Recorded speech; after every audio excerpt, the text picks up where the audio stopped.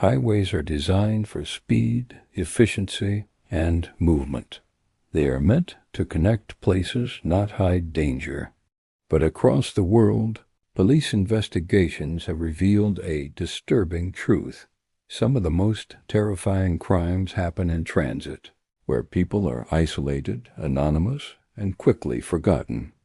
This documentary examines 4 true highway horror stories, cases where routine journeys turned into moments of extreme fear, violence, or disappearance. Each story began on an ordinary road. Each involved strangers, and in every case, help was just close enough to feel possible, and far enough to never arrive in time. Our first story begins in the early hours of a winter morning. A driver noticed a stationary car on the hard shoulder of a major motorway. Its hazard lights were on. The driver's door was open, but no one was inside.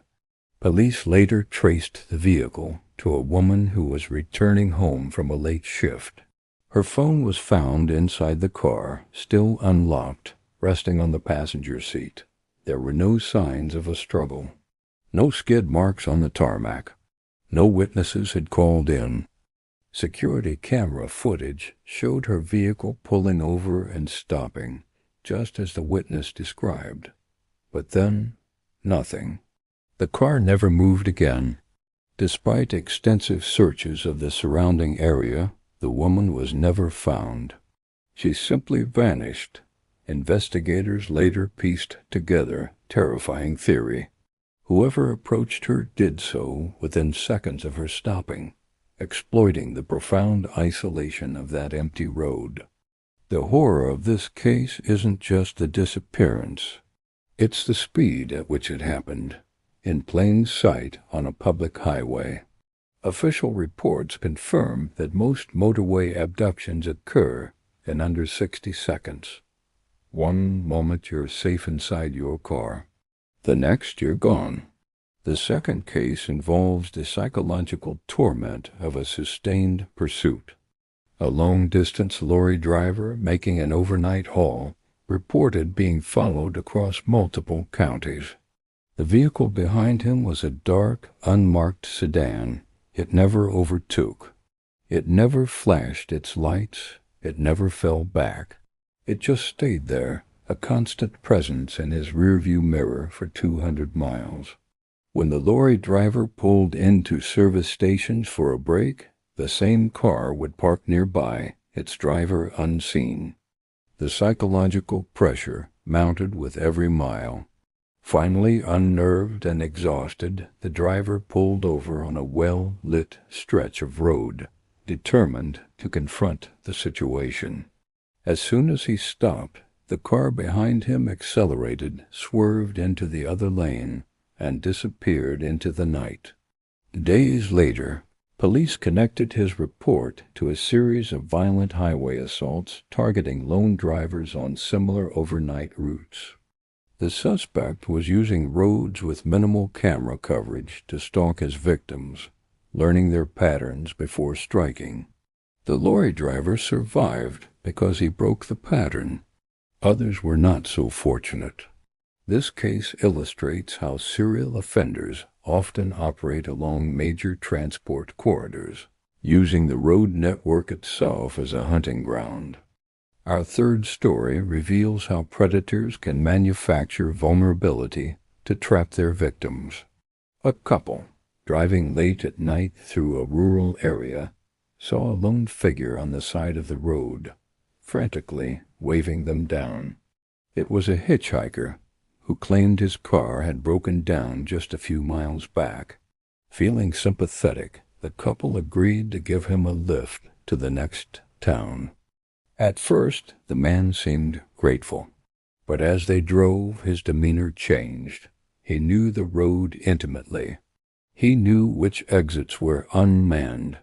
He knew exactly where the security cameras were sparse. He became increasingly controlling, demanding they change their speed, alter their route, and make sudden, unexplained stops. The couple's initial feeling of helpfulness turned to quiet dread. They realized they were no longer in control of their journey. Their chance to escape came unexpectedly when traffic slowed to a crawl near a toll area. Seizing the moment, they fled their own car and ran towards the lights of the toll booth, leaving the hitchhiker behind. Police later confirmed the man was linked to multiple armed robberies along that same stretch of road. No broken-down car was ever found. He had staged the entire emergency. The final story is about the last phone call from the road, a chilling recording of fear in real time. A man driving home overnight from a business trip phoned his partner. His voice was tense. He said something was wrong with his car. He believed someone had tampered with it when he stopped at a remote rest area about an hour earlier. He described the steering as feeling loose, unpredictable. His partner urged him to pull over immediately. A few moments later, she heard a sharp, metallic sound, followed by silence. The call had disconnected. His car was later found crashed into a concrete barrier miles from where he made the call. The damage was severe. Investigators were unable to determine whether the crash was a tragic accident caused by a mechanical failure, or if the vehicle had been forced off the road. With no other cars involved at the scene and no witnesses, the evidence was inconclusive. The case remains unresolved, a permanent question mark. Was it an accident, or was his final, fearful phone call a premonition of something far more sinister? It's a terrifying reminder that on the highway, many deaths lack clear evidence, leaving families with nothing but unanswered questions. So, why are highways so dangerous? They create a perfect environment for certain types of crime. They offer anonymity. Thousands of cars pass, and none are memorable. They offer speed. An attacker can be miles away before a crime is even discovered. They offer isolation, especially at night or in rural areas.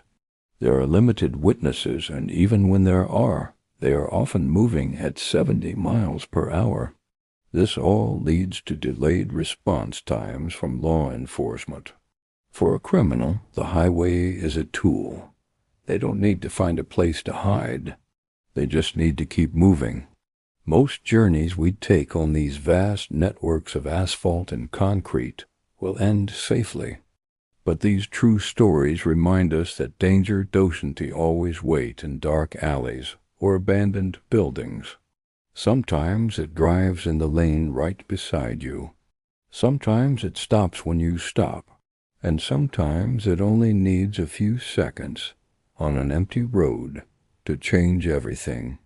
Thank you for watching.